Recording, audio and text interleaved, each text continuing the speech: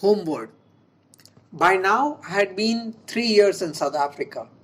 I had got to know the people and they had got to know me. In 1896, I asked permission to go home for 6 months, for I saw that I was in for a long stay there. I had established a fairly good practice and could see that people felt the need of my presence.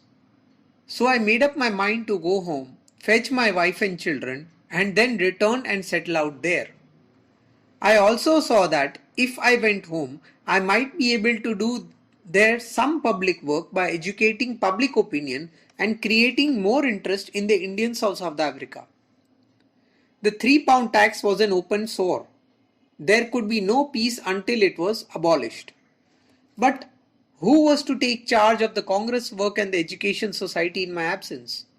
I could think of two men, Adamji Mia Khan and Parsi Rustamji. There were many workers now available from the commercial class, but the foremost among those who could fulfill the duties of the secretary by regular work and who had also commanded the regard of the Indian community were these two. The secretary certainly needed a working knowledge of English. I recommended the late Adamji Mia Khan's name to the Congress and it approved of his appointment as secretary. Experience showed that the choice was a very happy one. Adamji Mia Khan satisfied all with his perseverance, liberty, amiability and courtesy and proved to everyone that the secretary's work did not require a man with a barrister's degree or high English education. About the middle of 1896, I sailed for home in the SS Pongola, which was bound for Calcutta. There were very few passengers on board. Among them were two English officers with whom I came in close contact. With one of them I used to play chess for an hour daily. The ship's doctor gave me a Tamil self-teacher which I began to study. My experience in Natal had shown me that I should acquire a knowledge of Urdu to get into closer contact with the Musalmans and of Tamil to get into closer touch with the Madras Indians. At the request of the English friend who read Urdu with me, I found out a good Urdu munshi from among the deck passengers and we made excellent progress in our studies. The officer had a better memory than I.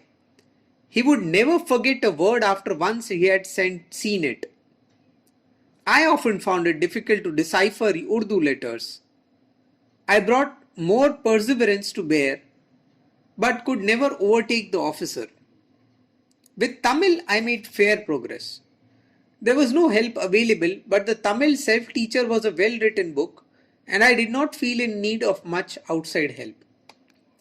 I had hoped to continue these studies even after reaching India, but it was impossible.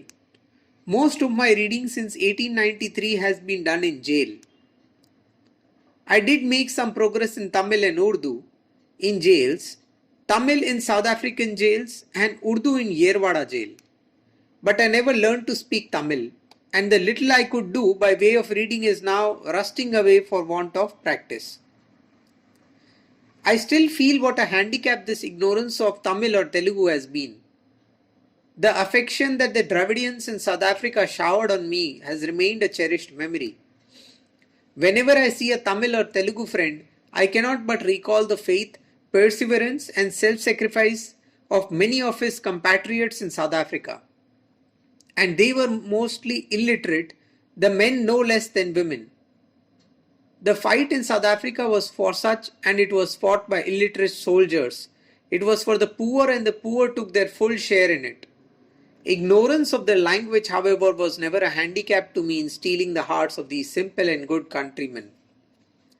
They spoke broken Hindustani or broken English and we found no difficulty in getting on with our work. But I wanted to requite their affection by learning Telugu and Tamil.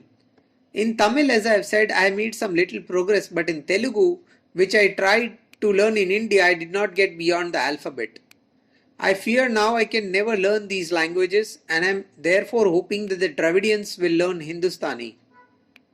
The non-English speaking among them in South Africa do speak Hindi or Hindustani, however indifferently.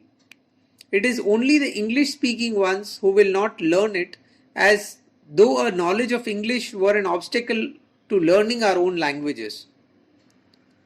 But I have digressed. Let me finish this narrative of my voyage. I have to introduce to my readers the captain of the SS Pongola. We had become friends. The good captain was a Plymouth brother.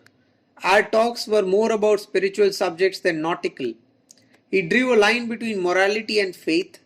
The teaching of the Bible was to him child's play.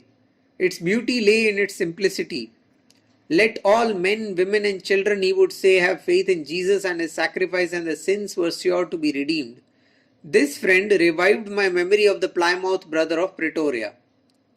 The religion that imposed any moral restrictions was to him no good. My vegetarian food had been the occasion of the whole of this discussion. Why should I not eat meat, or for that matter beef? Had not God created all the lower animals for the enjoyment of mankind, as for instance, he had created the vegetable kingdom? These questions inevitably drew us into religious discussion. We could not convince each other. I was confirmed in my opinion that religion and morality were synonymous. The captain had no doubt about the correctness of his opposite conviction. At the end of 24 days, the pleasant voyage came to a close, and admiring the beauty of the Hooghly, I landed at Calcutta. The same day I took the train for Bombay.